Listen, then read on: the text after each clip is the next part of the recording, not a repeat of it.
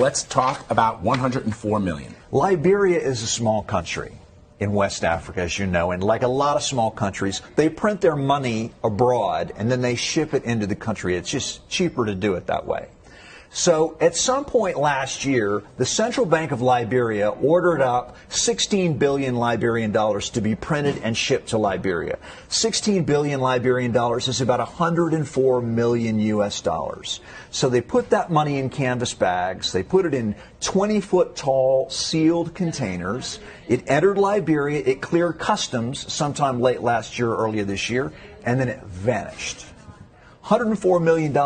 Poof. Wow. Now, when we're talking about U.S.-China trade, 104 million may not sound like a lot of money. Oh, but in Liberia, that's huge. 5% of GDP. Yeah. This is one bank heist big enough to affect the inflation rate in that country. Holy smokes, 29. 29. Japan is a country that has been traditionally resistant to welcoming immigrants for reasons political and needs help. In Liberia, the journalist who broke the news about the millions of dollars gone missing says his life has been threatened. Philip Burt Brown, while speaking to local media, says he has had to get police protection after he and his staff had received several calls from strange people who threatened to kill him. Meanwhile, citizens have been reacting to the news as the government has ordered an investigation into the disappearance of the banknotes.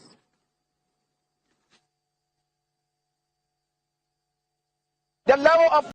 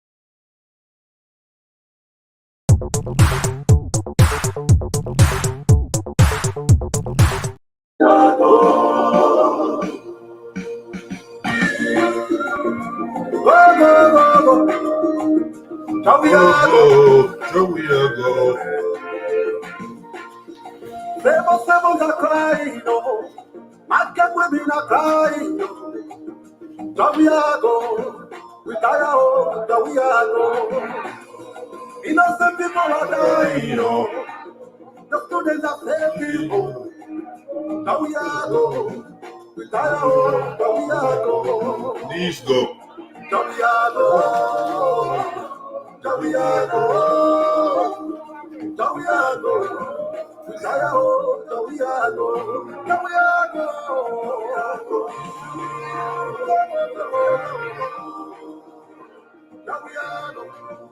retire, oh, the we are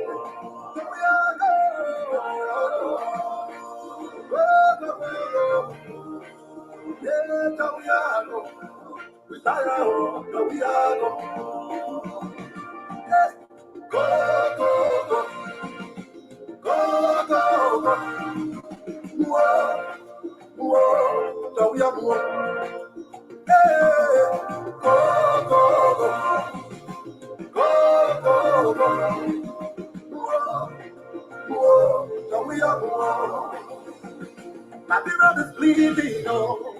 The people are suffering, oh. The we are go, we tired, oh. The we are go, we tired with the God, we tired with the carry, oh.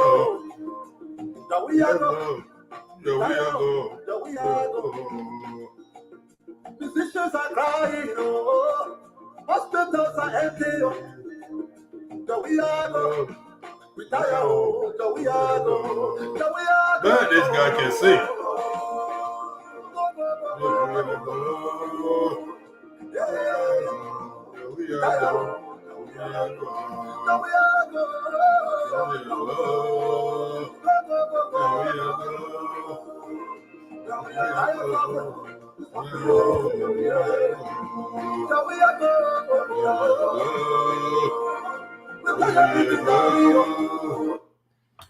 Man, this guy, if this guy is not the best musician in Liberia for 2023, I don't know who it is. This guy has verse. This song is together. But I'm not disappointed with it. At least he should have added a please, Judge Weir, please go. I mean, we ought to thank the man, be kind, for the time he's occupied the presidency, shouldn't we? Shouldn't we be at least showing some gratitude? So I only wish that this artist had added a please to the Jawia go. He needs to go. The young man needs to go. He's had his chance. He's proven incapable. And so it's only fair that he leave the country in peace and not in pieces. So my name is Kafuma Kruma. I'm on the Liberian Diaspora Forum talk show. Note that I've omitted the weekly talk show, but that's not the reality anymore. And honestly, I'm not having a show now. I'm just testing my equipment. I was eager to have a show yesterday. Came down here, did a setup and everything, and then issues came up. I had to attend to those. And much like today, I just got back home. I wish I had returned sooner today rather than now. So I intended to finally break my silence on the upcoming elections in Liberia. As we all know, elections are 35 days from today? Yeah, 3 October 10, September 4. Yeah, exactly 35 days from today will be the elections in Liberia. And it's about time that we all speak out. We all must speak out. You know, at some point, I wasn't going to say a thing. Because I thought to myself, what does it matter? I think the one thing that Liberia has produced of late has to be talk show hosts. We have more talk show hosts than any nation I can think of. Almost everybody is a host. You almost have to wonder who are the followers, who are the listeners if everybody's talking, right? So against that backdrop, I wasn't going to really spend any time, talking. I was rather going to do more listening because there are too many people to listen to. But then something came up, right? Some things came up. The first thing was that I was reminded about too many good friends that one must speak out on issues that matters, right? Like the late Martin Luther King was saying, that when we stop talking about things that matter, the day we stop talking about things that matters, then it's almost that's the day we start, ceasing to exist. I'm not quoting word for word here, but you get the idea. And so I was reminded time and again that you must speak out, that I must speak out. And if my speaking out would change one mind, not two, If I can get one person to cast vote for Joe Boakai, then I've done my job. Just one. That's all it takes. If I can get one to change and you can get one to change and he or she, so you see the chain reaction. So at the end of the day, we will arrive. We shall prevail if we all do our little part. And so that was one reason why I decided to break my silence. Otherwise, I could have many days ago, many months ago. We all knew this day was coming. But why am I beginning this process now, 35 days to the elections? Well, that's the first reason, because too many good friends have called me in and out of Liberia to say, look, you can't do this. Some say you can't do this to us.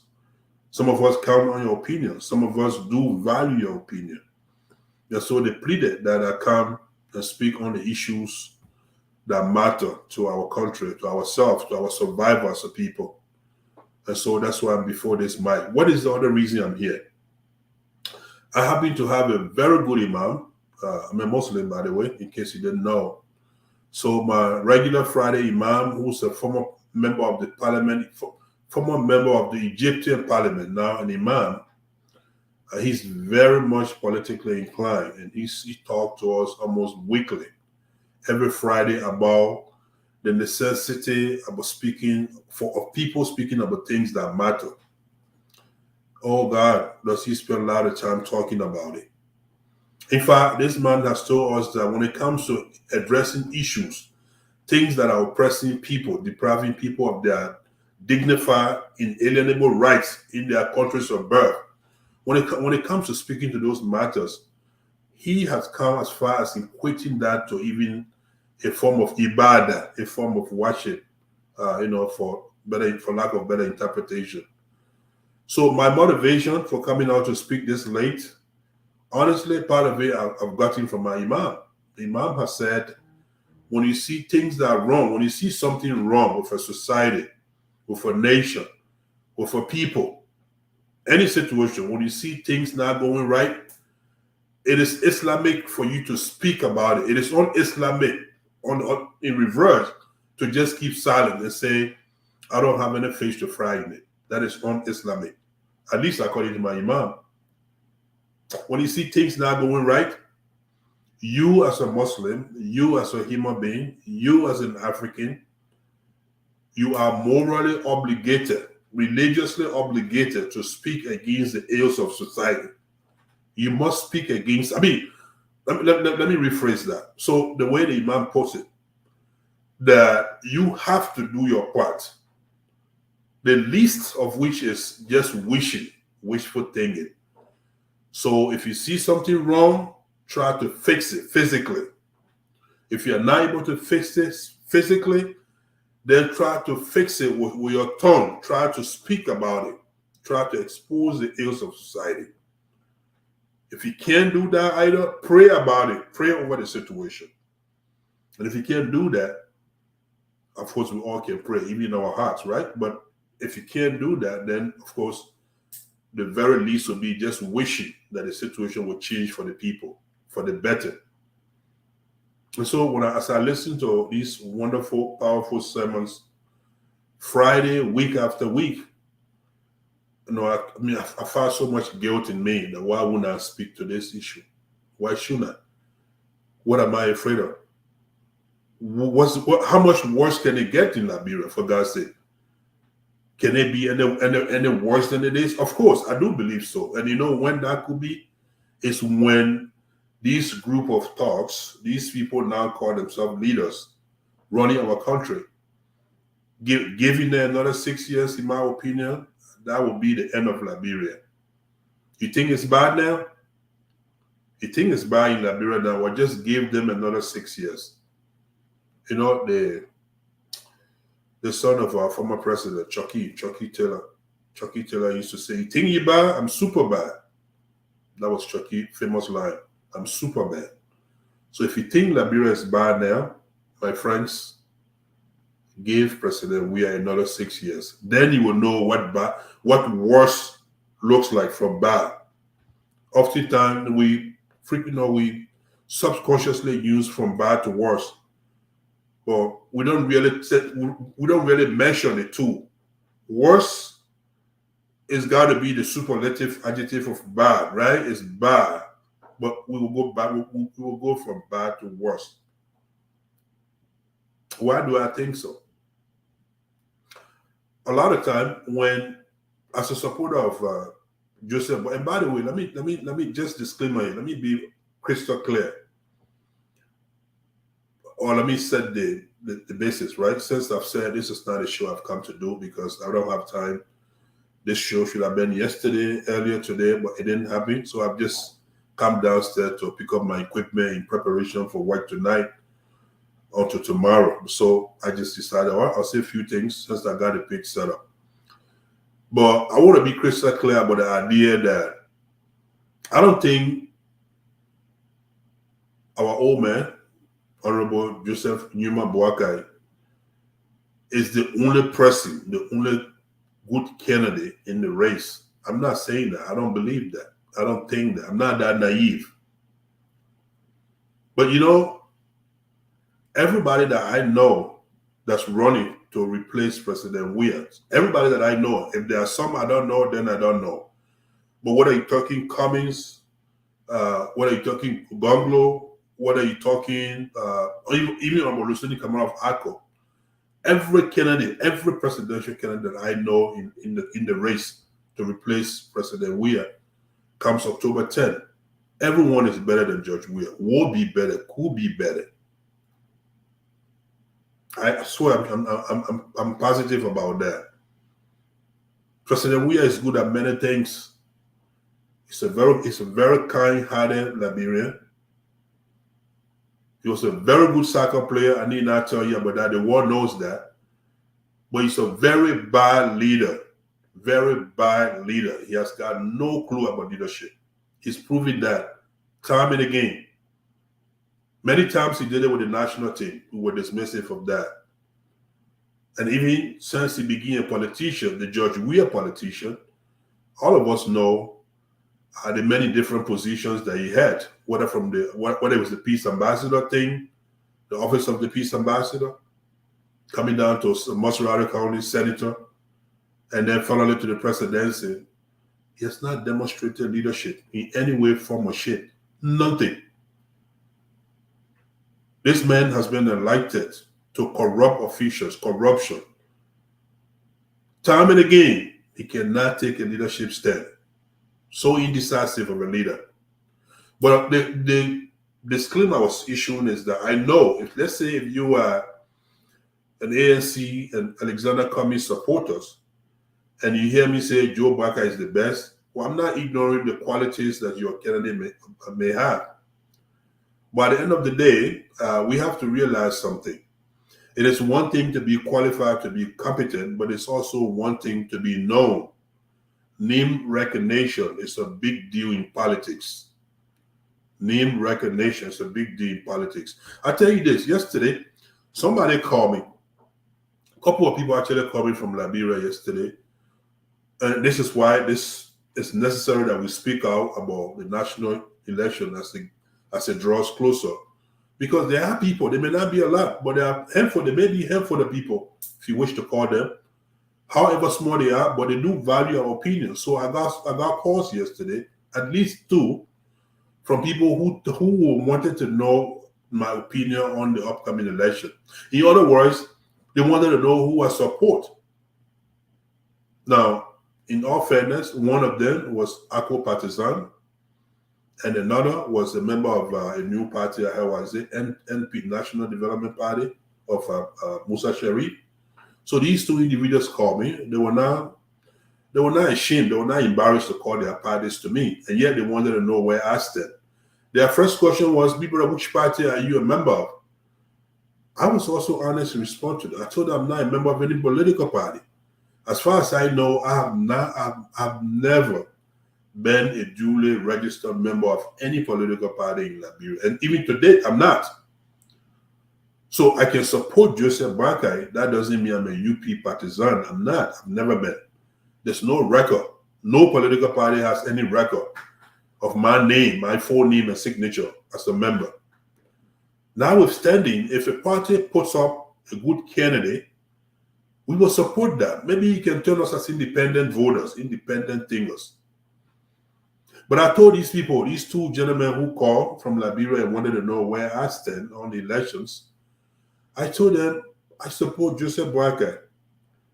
And they raised the issue, they raised several issues, I must admit. One of the issues they brought to my attention was the fact that Joe Boakai was old. And I thought, for God's sake, since when old became a curse? I thought age meant wisdom. Since when age became such a curse? Isn't Joe Biden leading the world greatest country older than Joe Boakai? Joe Biden here in the U.S. Is he 94 years old, if I'm not mistaken? Joe Biden is not far, maybe a few years, but he's older than Joseph Boakai. If he's leading the world greatest country, with all the nuclear codes and all the complications, the war policemanship, all of that, he's leading that and seeking a second term. How dare you cite old age as an issue for electing Joe Boakai? I told them, and it's funny that these people who now think they are young and they are making so much issue of age, are safe to say they themselves will not age. Oh, wait a minute. Are you telling us, or are you telling Joseph Boakai, UP partisans, those of us who believe in Joseph Boakai, is it your argument that when you two become old, we should be dismissive of you? You should not have any more say in your country, country leadership? Is that the road we are treading here, we are passing? Joseph Boakai is very organized. He's very coherent. Every interview that I've heard Joseph Boakai address, whether I speak to the audience or the press, whatever, every time I've heard him speak, he's made absolute sense of issues, unlike your president, unlike our president.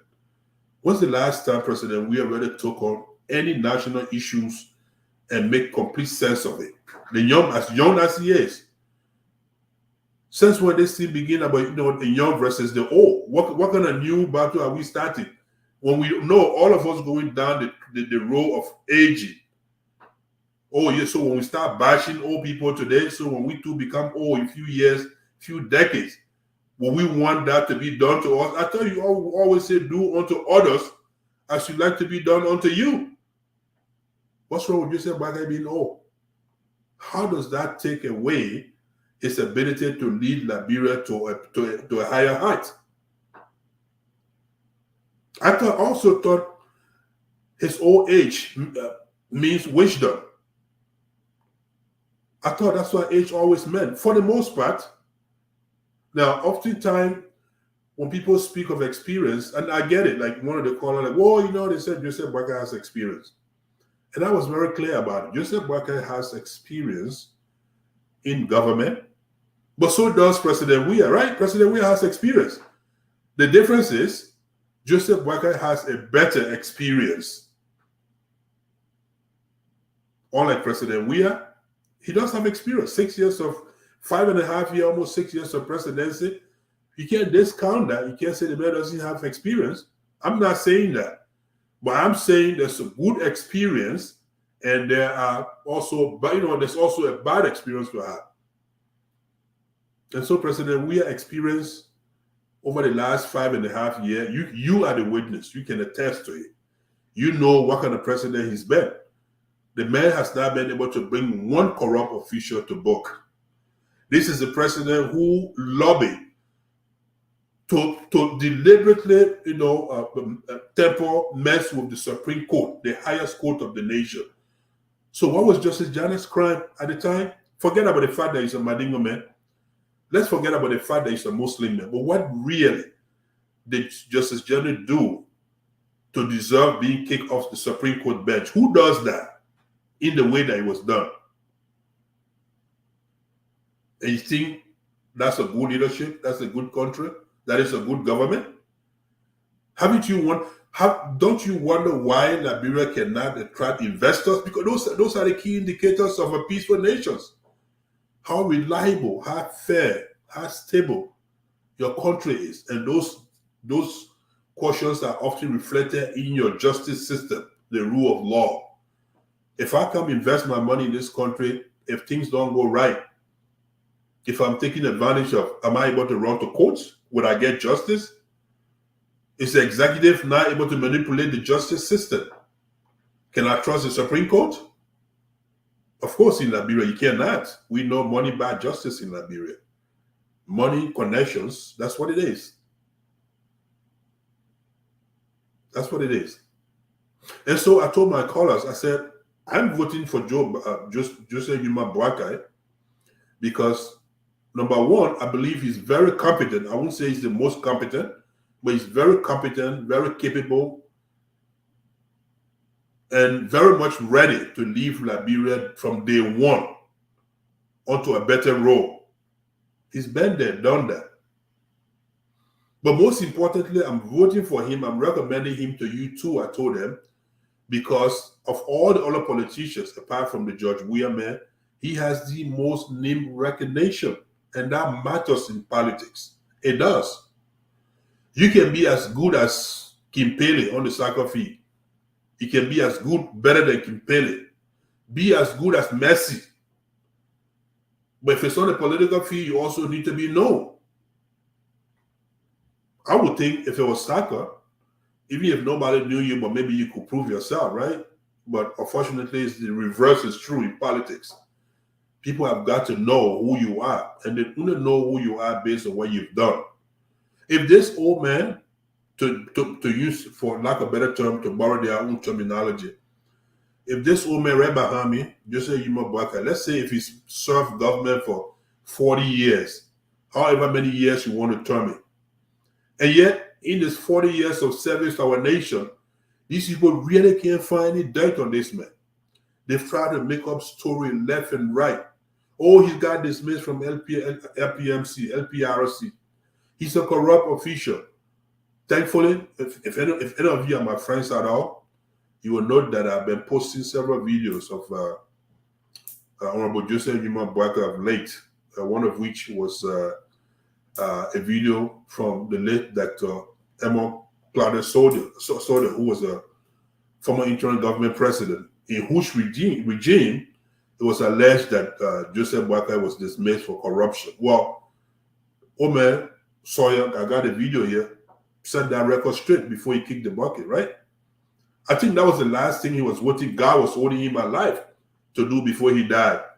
Oh no, God just could not let Sawyer die without clarifying that issue. And he did. Unequivocally, he did clarify that Joseph Yuma Boakai at no point in time took a dime from government coffer. That issue, apart from that, we have waited and gave the opposition the chance to see what other issue they have against Omer Boakai. They just can't seem to find any. So all they have resorted to is the age issue. The man is old. The man is old. How old is your father at home? Also, your fathers are no longer important because they are old. Your fathers no longer lead his home, no longer lead his family because he's so old. Or if you become old yourself, should we treat you the same way? Should we think that because you're old, so therefore you are irrelevant? You are illiterate now? You are inexperienced? Come to think of it, I was thinking the other day, the late Mamadi Jakite's birthday just went by. And I know, may his soul rest in peace. He always used to say something. He said, Brother Kruma, I like young people, these so-called young people, I like them. These people who think of themselves as young people. But realistically, aren't they the source of every problem that Liberia and perhaps the war at large has gone through and continue to go through? Who fought the war in Liberia? Was it the old people or young people? The old people were carrying AKs around that they didn't want to destroy the country? And that they see young people? So let's be careful now. Let's be careful how we use our words. Let's be careful what we wish for. If nothing else but just under the simple doctrine that treat others as you would like them to treat you. So, Joseph Yuma Boakai, by all accounts, he served Liberia. And I know we've heard other people argue that, well, you know, the man has got nothing. That's almost like double talking. Of course, he's got nothing because he's not corrupt. He's not one of those people who goes to leadership to enrich himself. He's never been. He's promised never to do that. And if he didn't do it in the past 40 years, why would he do it now? Why would he want to amass wealth right now? Why would he want to steal millions? To do what with it? For how long? Why would he want to do that? Unlike some people we know, or we know, all of us know, who started their presidency by building multiple condominiums for themselves. They are. I mean, they did. You name one high-ranking weird government official who's not a multi-millionaire today, who hasn't got hundreds of properties across the sub-region. Yes, across the sub-region. You didn't know that? Not only Liberia. Go check Ivory Coast. Check Ghana. Ivory Coast, Ghana, mostly. Check Senegal. Some of them have gone as far as Senegal. And of course, with the election getting closer, they have upped their purchase of properties all across the sub-region. Some are in Nigeria. Double pricing. There's a particular government official, I don't know, maybe one of these, hopefully before the 35 days to the election ends, I might just call his name because I got some documentation. There's a government official who allegedly went to Ghana and asked a Ghanaian man to sell his property to him. The Ghanaian man thought it was crazy. He didn't see for sale on my house. I didn't tell you I was selling my property, my compound. How would you just tell me you want to buy it? Did someone tell you I was selling? And the story has it that he told the Ghanaian man that whatever the Ghanaian man wanted to price his compound, he was willing to pay twice that amount. Twice. You know, that's only possible when you're just just raking the money. You're not even working for it. Mind you, he didn't even know the price. So whatever the Ghanaian man wanted to price it, he was willing to pay twice that price. You can only imagine how much money he's depending on to make, That's the situation we find ourselves in. And now, if you are in Liberia now, or it's past 12 midnight, what time is it in Liberia? So if you are in Liberia by now, tell me when you went to bed today. Tell me when you started approaching your neighborhood, when you got to your community. Did you hurry up to get to your community, Johnsonville, Douala, Conway, wherever you live? Did you hurry up to get there by choice or because of fear of criminality, for fear of Zogos? Don't we have some kind of involuntary curfew imposed on Liberia, especially on the people in Monrovia? They don't even realize it. That by 7:30, 8, 9, the curfew is in effect without any official pronouncement. Well, you call yourself man, be on the street. The Zogos will tell you, you don't belong there. All this is happening in the presence of a duly democratically elected government. Where is the rule of law? Where's the law enforcement? Liberia is the only country where I know police go home. They tell you we're closing now. Their shift ends, they shut down the damn thing and go home. You're on your own. Guys, your police there. And with all of that, you still think it is prudent to give George Weah another 6 years? Seriously? Is that what you think? Oh, I mean, for what? On what basis? You just think about it. What can George Weah do in another 6 years that he wasn't able to do in the first 5.5 years, the first 6 years? What new ideas has he got? What new initiative do you see that he must be given time to carry on? Do you see any? Oh, wait a minute. Maybe I forgot. Is it the RIA highway that he deliberately, for political reason, that he's turned into a death trap now? Have you traveled to RIA recently? From Monrovia to the Royal International Airport? with both sides a death trap? Why did he do that? I still can't wrap my mind around why they just did what they did on that highway. It was fine the way it was. How many flights coming to Liberia? The Rawa International Airport had to be like, in my opinion, one of the major freeways. People went as fast as because there's hardly traffic. Let me slow down. But I'm so pissed about that. I traveled to Liberia.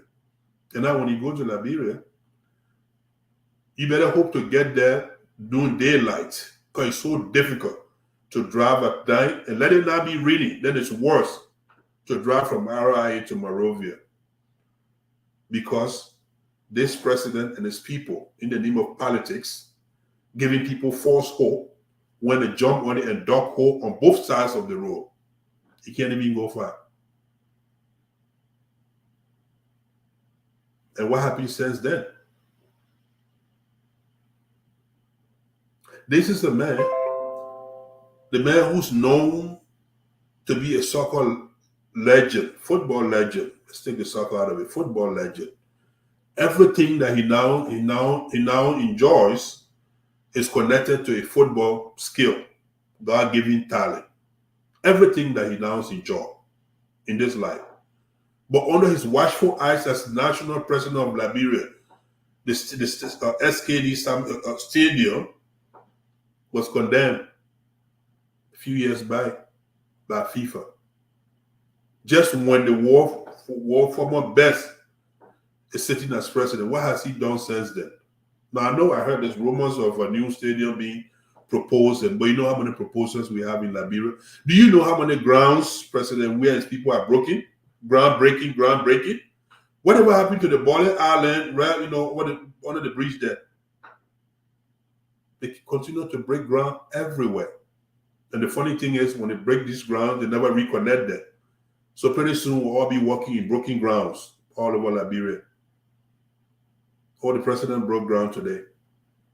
They take a few shovels, and go through a few dikes, and they make us out of the people. I think the real question will be on October 10th. The real question will be, whether are you happy today than you were 6 years ago? I never thought that Madam Ellen Johnson Sirleaf was the best, was a great president. But when you have her succeeded by a man like George Weah, it should make her like an angel, doesn't it? It makes Mama Ellen look like the best president just because of what preceded her. I know Ellen was not the best president, but she sure was better than what we have now. Don't you agree? Whether it was a corruption, she was corrupt. Who's not corrupt? But think about it. Corruption under this president, it is unbelievable. It's mind-boggling. It's not even a big thing anymore. It's not. And quite frankly, honestly, did you not feel just a little bit safer under Madame Sirleaf regime in Liberia, security, compared to what you have now? Now, some people, arguably, for very good reason, would think otherwise. And we know that. Some people are, it is true. There are some people right now who are happier, who feel a lot safer than they ever been in Liberia, period, ever. Because they have protection. They have connections. Or we all cannot have connections. We all cannot have connection. We all cannot have protection. Here, let me turn the AC on a little bit. I'm getting a little hot here. That's all the hurry up and get out of here. Hold on 1 second.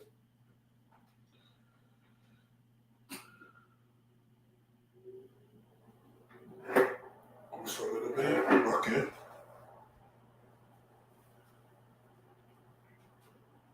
All right.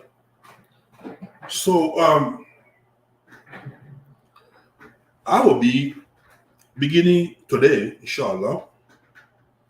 We will be coming on here at least once a week. I'm not sure whether it'll be a Saturday, Sunday, or basically anytime I have the chance. We'll be coming out here to speak to these issues. And like I said, like my friends, some of my friends, good friends call me to say, if I spend the next 35 days here up to the election in Liberia and change only one mind, one person, not two, then I've done my job. I don't come on this platform believing to make any dent at all in the electoral process, to change. I'm not influential. I'm not. But I do believe, I've been made to believe, I've gotten calls from people who truly value our opinion, that we ought to come and raise these issues, and inshallah, we will do so. And the difference between me and many other talk show hosts or many other JNB supporters will be, I don't have any direct connection with JNB. Trust me, I don't. So I'm not doing this for job. No, I'm not. I'm not a Eugene Fagon, right? Trying to find the next victim, the next ride. I'm not Eugene Fagon, and you know damn well I'm not Costa, whose only support was contingent upon him being considered as a running mate. No, I'm none of those. I am Kafumba Krumah, and I just happen to believe that JNB will be better for Liberia at this time, to rescue our country, to bring Liberia back to sanity, to bring some common sense to Liberia, to utilize the talents of young people, to revamp our educational system, our healthcare system, to work on the roads. I find it so laughable when I hear seditionists and how does he say, whatever, talking about development. Excuse me? What kind of development has we have brought to Liberia? The 14 military hospital? Seriously? How many hospitals do we have in Liberia without medical doctors? How many hospitals and pharmacies do we have without drugs? And a 14 military hospital is so good. It is so well to be. Why are they still running to Ghana for treatment? Why are they running to India? Why Ivory Coast? Why the US? When's the last time any senior member, official for the WIA government went to JFK, Catley, or 14 military hospital for any kind of serious treatment? When's the last time? Do you have any record of that? So I just happen to believe that, based on my research into the backgrounds of Joseph Nyuma Boakai, I just happen to believe that he will be a good president for the time being. He will try to work on bringing Liberia back to the map, on the map. He will better manage our resources. He's capable of creating jobs. He's capable, very much capable, of providing employment, and thus taking our young people off drugs and off the street. So the only thing that I have to benefit out of supporting JNB, or will have to benefit, will be a better Liberia, so that my investment can be protected in Liberia too. I have investment in Liberia. If nothing else, I have a home. I have a very decent home, of which I'm maybe investing in right now. And a few of you may be aware that a few years ago, I also went there, started a business. It did not work because this happened right at the beginning of the WIA government. So it was expected that it wasn't going to work. It did not work. But nothing has worked there unless they are connected to it. They must have sharing everything. They must be connected to everything. No wonder no good investor will ever look our way.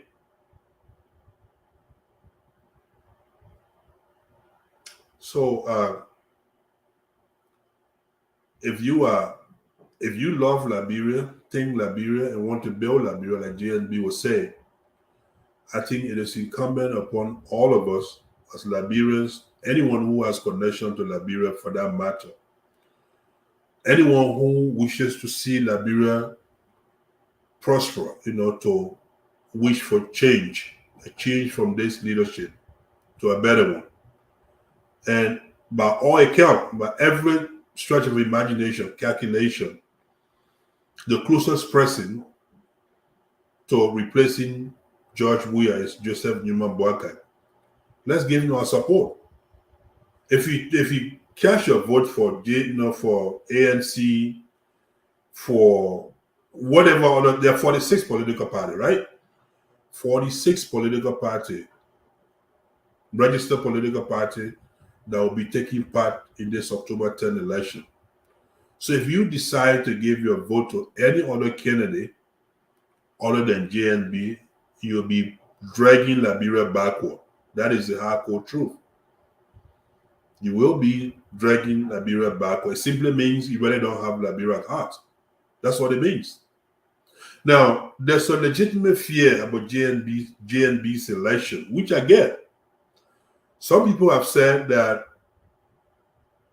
when JNB is elected, just like President Weah, that he too has a clique, a group of ready, probably thief, group of ready, corrupt individuals, would-be government officials, and that scares them. I've heard that. And I think that's a legitimate concern. I too am a little bit concerned about that. But what's the alternative? To let these people continue like this? To let this continue as it is? Even McGay, who was declared by the U.S. Department of Treasury to say he's corrupt,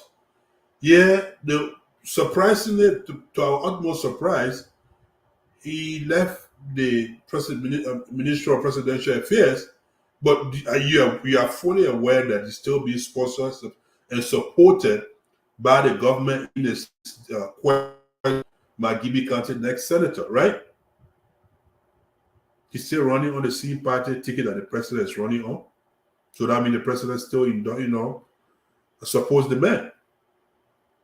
How do you, a man who's been declared international as corrupt, so you support that man to go to the Senate? What do you expect there? Imagine a few McGays in the Senate. Then what do we have? Then if we are still in the mansion, what do you have?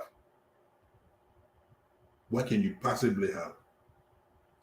Do you not see how Liberia has gone backward? How many flights flying to Liberia these days? How many flights going to Liberia? And those of us living in the diaspora, we continue to pay high ticket fare to go to Liberia, and we don't even wonder why. It's because of the air traffic. We don't have too many flights going our way. We don't have too many choices. And why do we not have too many flights going there? Well, many reasons. Number one, there are no investors there, not many companies there. And why do we not have too many businesses, too many companies? Because the government has not attracted enough investors. Why the government has failed to attract investors? Because the government has failed to even maintain a simple, basic rule of law in the country. There's no security. Who will ever forget the incident when Delta Airline had to make a U-turn to go back to Freetown because our airport was completely dark, no LEC, no light, no air traffic controller? Well, yeah, I got the video here. You want to listen to that? Who will forget that? I really don't know. For what particular reason has anyone got to give Weah another term? If I get it, if you are directly connected to the benefit that's coming out of it, then fine, make all the sense. I'm not mad at those people, because the truth of the matter is, if I had direct connection to President Weah, if I was eating part of the corrupt money, then obviously I wouldn't be sitting here, right? That just human nature. So if you have a stake in it, if you are a direct beneficiary of what's happening in Liberia today, directly or indirectly, through Weah or through somebody who's connected to Weah, then you have every reason to support Weah. But we are here to speak for the vast majority of the people. Look at the country, man. Now, if you live in the diaspora, how many phone calls do you get from people starving, complaining about basic food, basic necessities of life? School fees. School is about to open. How many phone calls have you taken just in the last week or so about people wanting you to help them with tuition? Now, Liberia has not always been like that, my friends. Liberia was a sweet little country in West Africa, the country where most of our neighbors ran to for greener pasture, from Mali, even Ivory Coast, not to mention Ghana and Nigeria. Are we cursed or something? Is Liberia cursed? Is it sweat beyond that country? How can a little country with so much resources at some point in time turn out this way? I mean, what has changed in Liberia in terms of development in the last 20, 25 years? What's different? What do you see different?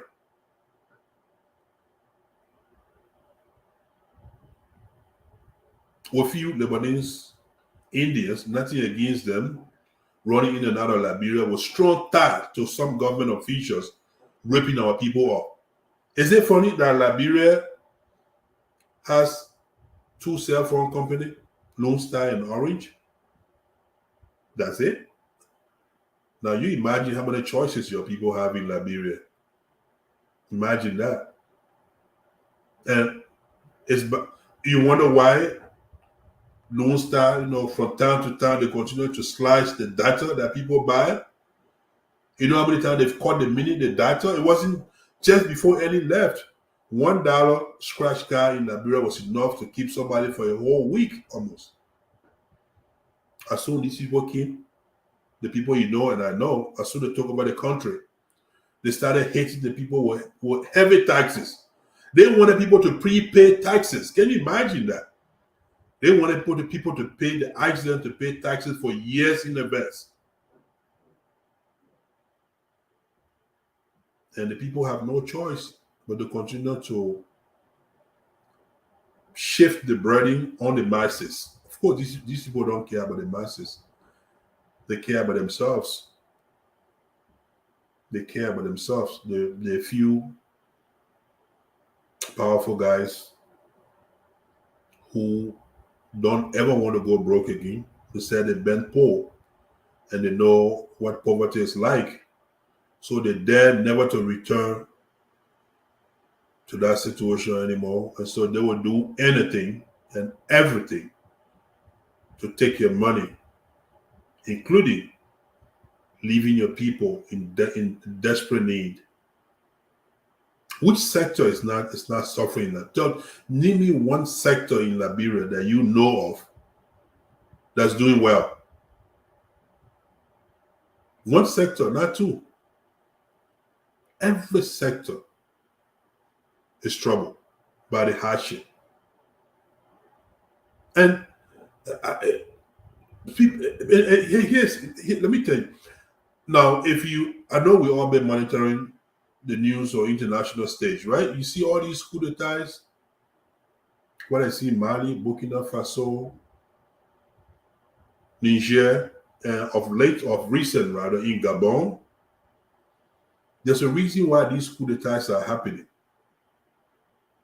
And if we are not careful, if we are not very careful, I understand we don't have military in Liberia. We got a handful of people, a military general chief of staff who can sit down on public radio and say people testing me to overthrow the president. He can't show the test.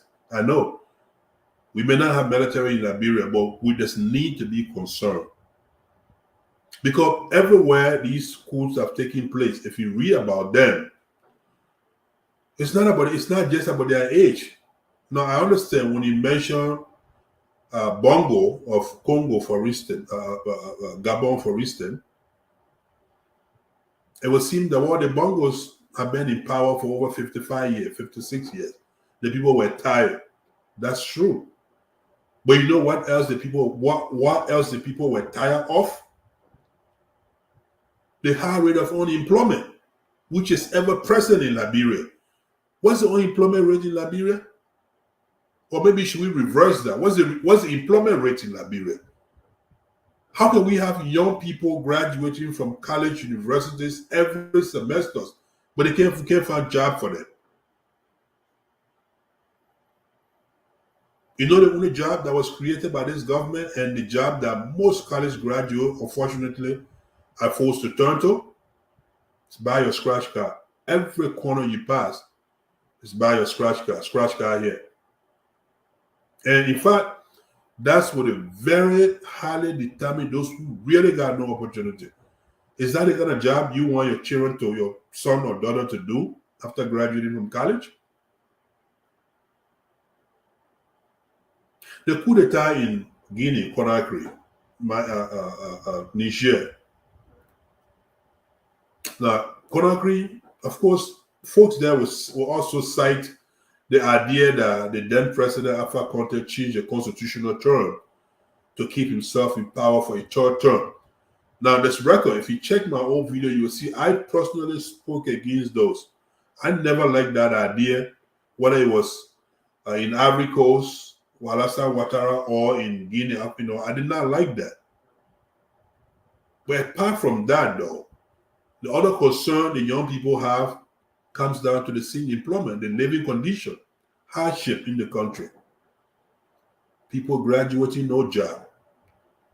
People working, people can't find job. Those who can find job can't get paid. Those who can get paid, their pay can't even keep them half of the month. It's bad all over. Either you don't have a job, or you have a job without pay, or you have a pay that's barely enough to feed you through the month. What have we done to deserve such a Liberia? And why can't we put an end to it? I want to say Liberia is a peaceful country.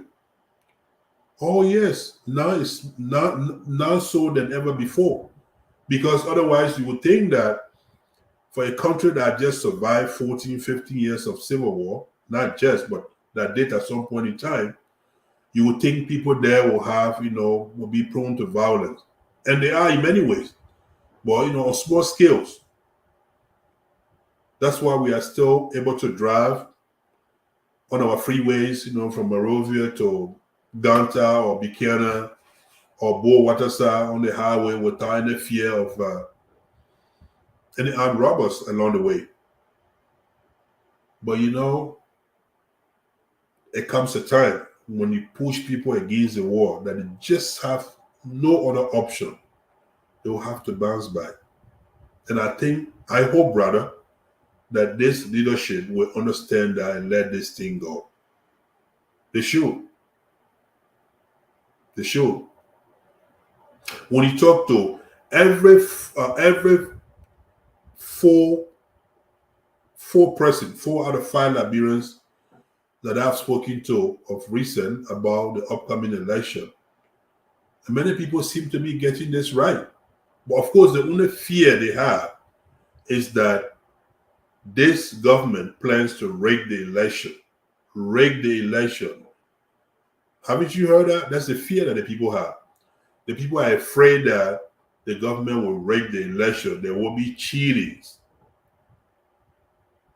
I hope not. I truly, truly hope not. Because if they ever try that, I think that may just be a perfect, a recipe for disaster. Did you hear what the military general who got sworn in today as the new leader of Gabon, did you listen to his remark? Now this man is not new. It's not new to politics in Gabon. The general served the first Bongo presidency before coming onto the sun. But he said the weekend elections were not credible. Isn't that the general reason he gave? He took power. They took power because they saw and felt and observed that the elections that were conducted in order to keep Ali Bongo in power was not fair. So they used that as an alibi, as an excuse to seize power.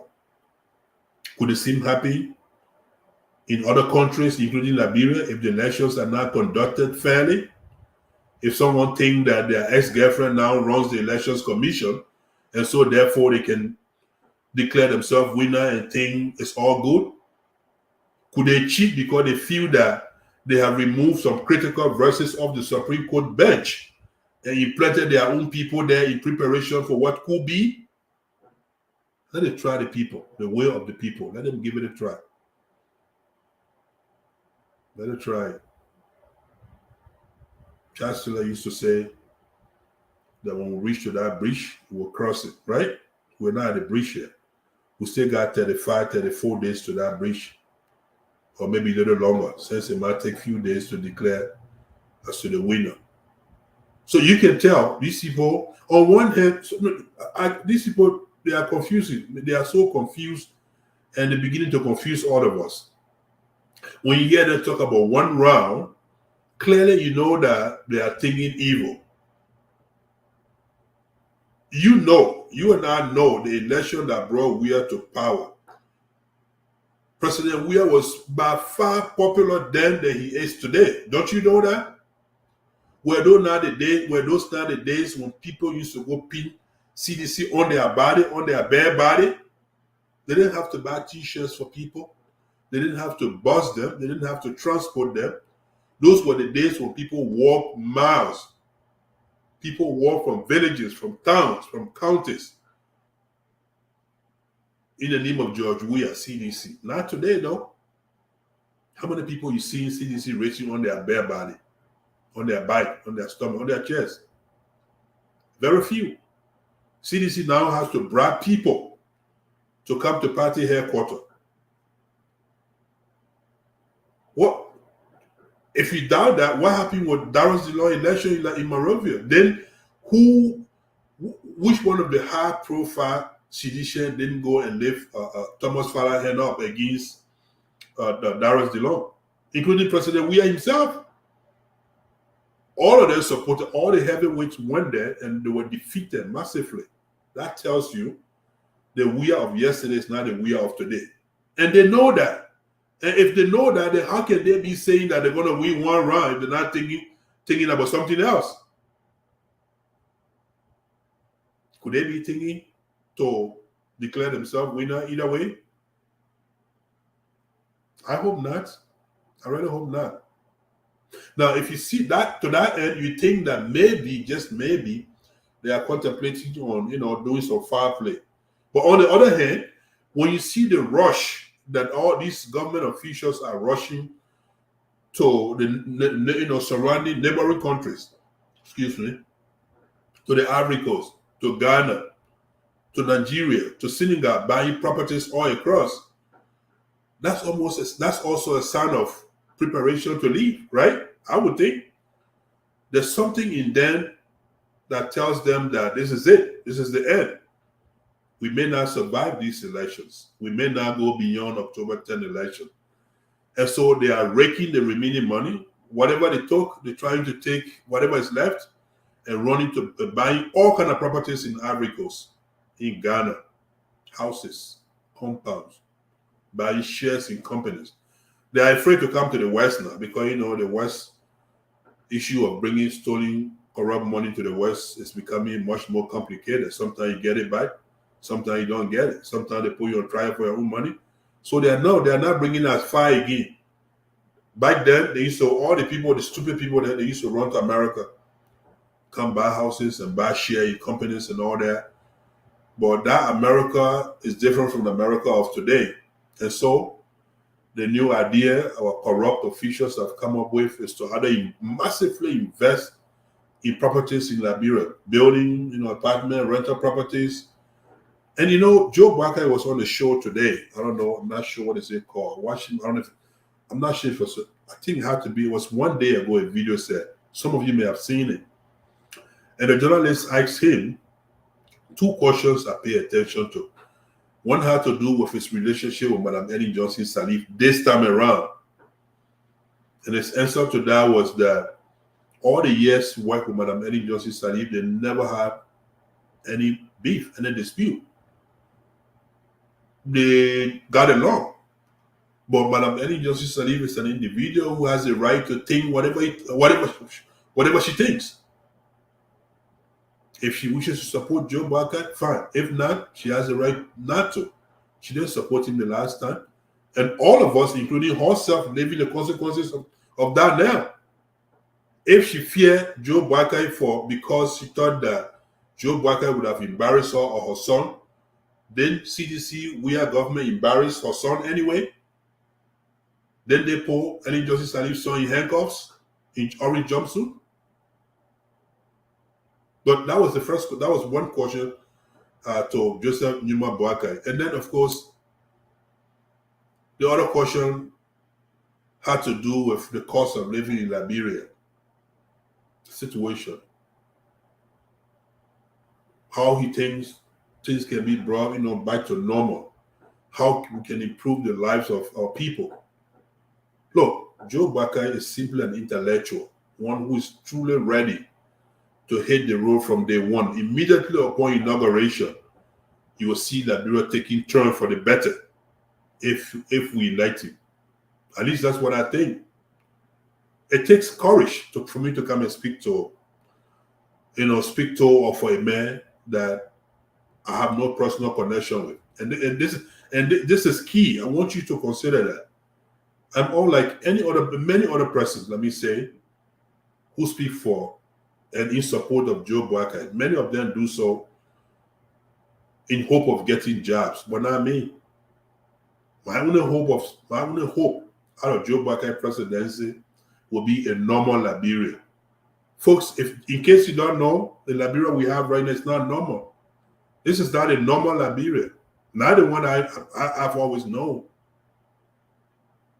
The normal Liberia that I knew, I had very little fear of security. I went in and out at will, any time of the night, any time of the day. I walk on the street with my personal belongings without fear of being mocked. I had 24-hour electricity, the Liberia that I grew up in. I went to good schools. My instructors were paid. They were paid on time. And when I went to the University of Liberia, instructors were never boycotting classes for lack of pay. That's the Liberia I remember. And that's the Liberia Joe Boakai thinks that we can even bring better than before by simply supporting people in different sectors. The folks in the agricultural sector, like Joe Boakai said, that the soil is still available. According to Joe Boakai today, there was a time in Liberia when Liberia only imported 30% of Liberia's staple food, the rice that we all eat every day. Well, how many percentage of rice we import in Liberia today? Is it 100%? Who are the farmers? What is Liberia exporting today? Joe Boakai also noted today that there was a time when Liberia exported cocoa and coffee. Today, no, because all the sectors have been damaged. If you are a cocoa or coffee farmer today in Liberia, you have to take your produce to Guinea-Conakry to export it. Imagine that. I thought we always frown on Guinea as being whatever. So today, if you got cocoa farm or coffee farm, and you got any produce from there you want to export, you better take it to Guinea. Because the market is no longer in Liberia. Why? Do we not have a seaport? Do we not have a seaport in Liberia? I got to tell you, Liberia has been through a lot. Liberia has been through a lot. And when any government came, you can say what you want, you can think what you like, but at the very least, any try to pull Liberia back on the right trajectory, on the right path. Democratic institutions were working. The international community was beginning to recognize us. Investors were looking our way. People's life were beginning to be slightly different, better. But whatever decision, I can't stop to think just how many times Liberian people will reward George Weah for being George Weah now. Because clearly, handing Liberia to George Weah was some sort of reward for him being the world best player. I safe to say, Ballon d'Or was never enough as a trophy. So we had to hand in our nation. Okay, so we did that, fine. We can take that back, but are we really, seriously, in your right mind, we're going to continue on that path? For what? What is he going to do for you now that he didn't do in the last 6 years? What is he going to do? Do you not hear? But did you not hear the FBI reported the number of drugs that are trafficked that are transiting through Liberia? Or if you've been to Liberia lately, can you now see your brothers? How many of the number of your brothers and sisters who have become drug addicts? The so-called Zogos. They are not Zogos by choice. Many of them, they are drugs affected. They are drugs addicts. And so they must do what they do to feed their drugs habit. They will steal, they will rob you, they will do whatever they have to do to get what they want because they must pay for the drugs. And where is the police in all this? Nowhere. Do they even have resources? Of course not. You get in Liberia and call police and see when they'll come or whether they will come and when they will come. You better find motorboy and go transport them yourself. Is that what you call police? Is that the kind of law enforcement you want? So what? And it's funny. It's funny that they are. I can understand that Liberians in Liberia, especially these so-called young people, many of whom have not left Liberia, many of whom grew up were born just around the end of Taylor time and grew up in early time, and somewhere there. So they have never left Liberia. So therefore, they really have no reference point. They don't know what a good country versus a bad one looks like. They don't know. Because they have not had the opportunity to travel. And yeah, you may say internet, but how much time do they spend there looking, researching? Many of our people are not good researchers. So the current young generation, this current generation in Liberia, if they have some of those who think that this Liberia is at our best, don't be mad, because you just got to educate them. Because they'll be saying so out of ignorance. Because they didn't see what Liberia was before they were born, before they grew up. And unfortunately, they have not traveled anywhere else to know what a good system, what a good government, what a good country looks like. They don't know. But what hurts me, what breaks my heart, is when Liberians living in a diaspora who have seen a good government, a good governance and government, and good system of government. People who live under the rule of law, people who are walking up and down with 911 on the speed dial on their phone. They know damn well they can call 911, and for sure somebody will help. Fire service will show, ambulances will show, police will show. They know that, and yet they're supporting a bad governance in their countries of birth, Liberia. Why would you support that? Or you don't think your people back home deserve the life that you live here? You don't believe that? You don't think so? How evil? How evil are you? Okay. Can you be?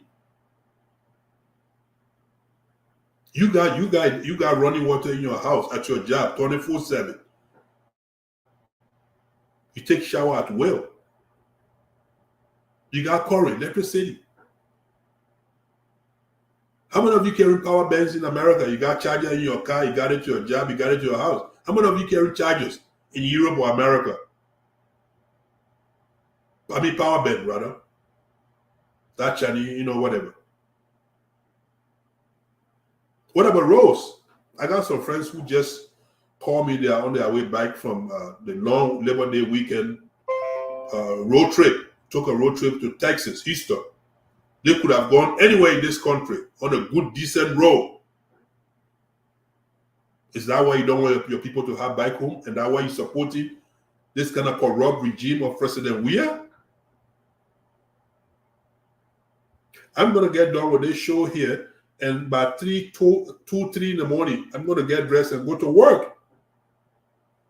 Who can do that in Liberia? Can you go to work in Liberia? Where is the where to go to.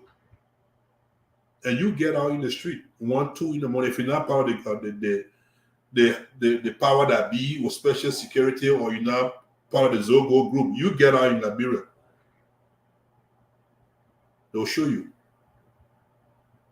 You leave from here, you go to Liberia, on vacation, you are worried, you are trouble. You're walking in the streets of your countries of birth scared. You know the reality. And yet, the thing that necessitating that you continue to support that.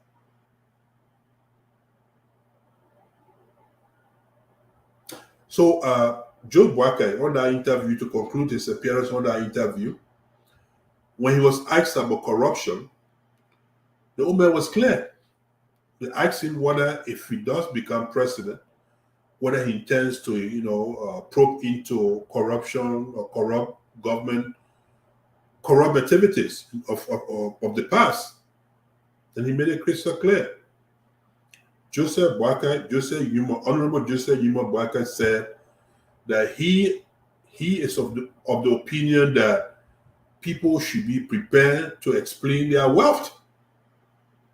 People who got rich overnight, you're damn right. When Joe Boakai becomes president, there will be corruption. You can call it witch hunt. You can call it whatever you want. But people who got rich overnight, Joe Boakai will go after them. I mean, he said it's up to the Liberian people, but he believed that people should be called to account. People, I mean, if you made money, if you are a multi-millionaire, it shouldn't be hard for you to explain to the nation, to your people, how you begin rich. What kind of industry are you in? What kind of investments are you making? What kind of business are you in? That's not a hard question to ask. If you ask me, I'll give you my W-2s. I'll tell you how I earn my money. If you want to call that which one, so be it. But this thing has got to stop. Liberia is bleeding too much. That country has bled from the king time. How can the country simply boast about being the oldest independence country of Africa with nothing to show for it? Go to Ghana. When did Ghana get our independence? You visit Ghana. Go to Ivory Coast, in Europe, for God's sake. Or are we so dumb now? Are we are we cursed to the extent that we think this is normal now? And you hear people say, well, my friend, this too is Liberia. This is Liberia. I dare you. Liberia can get better than this. And it must get better than this. But you know what? It can be better than this sooner than later. At some point in time, it's going to get better. Hopefully. In our lifetime, or hopefully after our life. But we want it to be done in our present. We just can't stomach. We can't imagine leaving our children and grandchildren in a situation like this, and depart this earth. And the way to do it sooner is for rational-minded people, good thinking, sound-minded people like you, to begin to reach out to your people in Liberia and tell them the truth. Tell them there's a better government to have. Tell them there's better leadership. Tell them even the president can be tried for January 6th for doing the undoable, the unthinkable. Tell them no one is above the law. Tell them Liberia above all else. Tell them. You tell them. You know what to tell them. You know what to tell them, don't you? So, once again, like I said, I really wanted to have this show yesterday, but unfortunately, it didn't happen. And so I haven't got much time today, but I really love to. But I want this to be the beginning. 34 days, 35 days by our time. Liberia, 34 days, and they're ahead of us. 34 days to the election. And inshallah, we will find time between those 34 days. We'll come over here to speak to our people in whatever way we can. And our expectation, our goal, the goal we've set for ourselves is highly realistic. It's realistic in the sense that we have not come here believing that we're gonna turn the election around. No, we have not come here believing that we're going to change every mind. No, but rather we've come here thinking that even if we change one mind and one, then thank God, then it's worth it. One mind and one mind at a time. So all we ask you to do is that you have to reach out to your people, tell them there's a better way. There's a better way. There's a better way to run government. Tell them you've seen a better government. Tell them you've seen a better civil society. Tell them you've seen a better rule of law. You know the benefit of people living on a rule of law. Tell them you've seen a good justice system where people can go and seek redress when they need to. Tell them there's better police protection. You've seen it. Tell them there's also fire protection to have. Tell them there are better schools that you've seen, better hospitals. All right? So on that note, I'm going to leave it here and show to come sometime next week. And like I said, until, or maybe even before next week, sometime this week when I'm chance. So we'll keep lifting these debates, these conversations until hopefully October 10, the election day, our people will think better, will have, rationalize these things and vote correctly. If you give your vote to ANC or any other political party other than UP, my friend, you'll not be doing Liberia justice. Not because your candidate is not qualified, but because your candidate is so far out. So it will be any vote for anybody other than Joseph Numa Boakai will be a vote taken away from JNB, and by extension, it will be a vote taken away from Liberia betterment, which you don't want.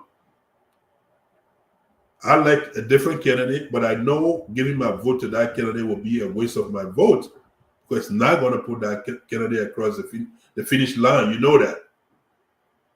And so that's why you must think wise and use your vote wisely and give it to someone who most likely to benefit from it and someone who has Liberia at heart. But let me restate that. Oftentimes when you say that, people say, oh, George Weah has Liberia. I've never questioned George Weah having Liberia at heart. But now we know he's not capable of that love, of translating that love into development in Liberia, into security in Liberia, into employment, job creation, into a better Liberia.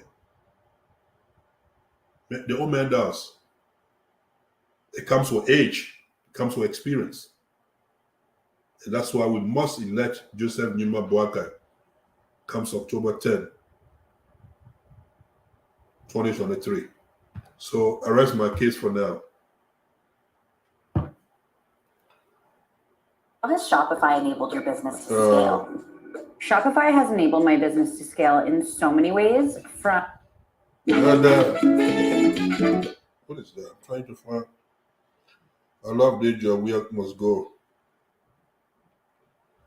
Okay, well, I am going to call it a night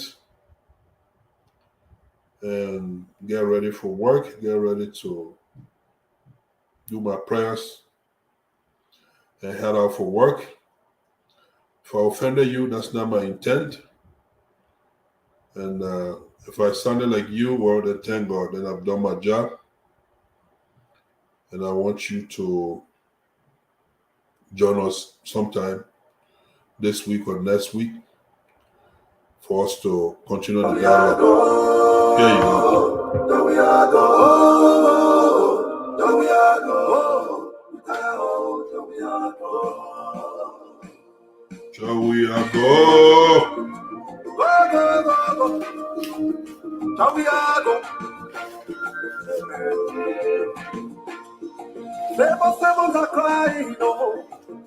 Young women are crying. Down we are go. We tire out. Down we are go. Innocent people are dying. The students are fake people. Down we are go. We tire out. Down we are go. Down we are go. Down we are go. Down we are go. We tire out. Down we are go. Down we are go.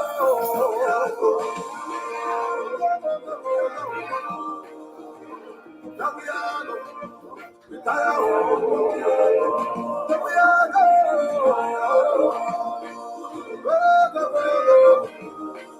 Yeah, down we are go. We tire out. Down we are go. Hey, go, go, go. Go, go, go. Whoa, whoa, down we are go. Hey, go, go, go. Go, go, go. Whoa, whoa, down we are go. Liberia is bleeding, the people are suffering. Down we are go. We tired, down we are go. We tired with the hunger. We tired eating curry, Down we are go. Down we are go. Down we are go. Musicians are crying, hospitals are empty, down we are go. We tired, down we are go. Down we are go.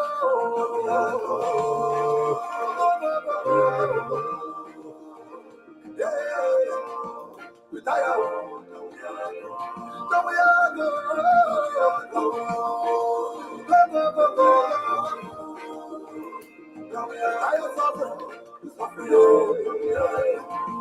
Down we are tired, All right, folks. Thank you. Thank you for the short time we spent together. Inshallah, just sometime this week or next week, like I said, we'll continue to make these appearances between now and election day. We'll see what happens, but we've got to speak out. And don't forget, I told you, my imam tells me every Friday that as a Muslim, when you see something wrong, it is your obligation to speak about it. You must speak against the ills of, so you must help to change the situation. Try to change it physically, change it with your tongue.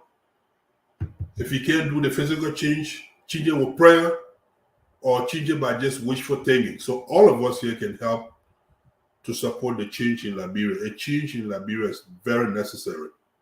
We either do the change through democratic process on October 10, or we maintain the status quo, and unfortunately, in my opinion, which may even be a recipe for what we see across West Africa. When you re-elect President Weah, who hasn't been able to create employment for our people, no hospitals, no drugs, no light, no water, no nothing. That, my friends, is a recipe for coup d'etat. We don't want that in Liberia. All right? Let's leave it there. Good night and good week. Happy holidays to all. Thank you.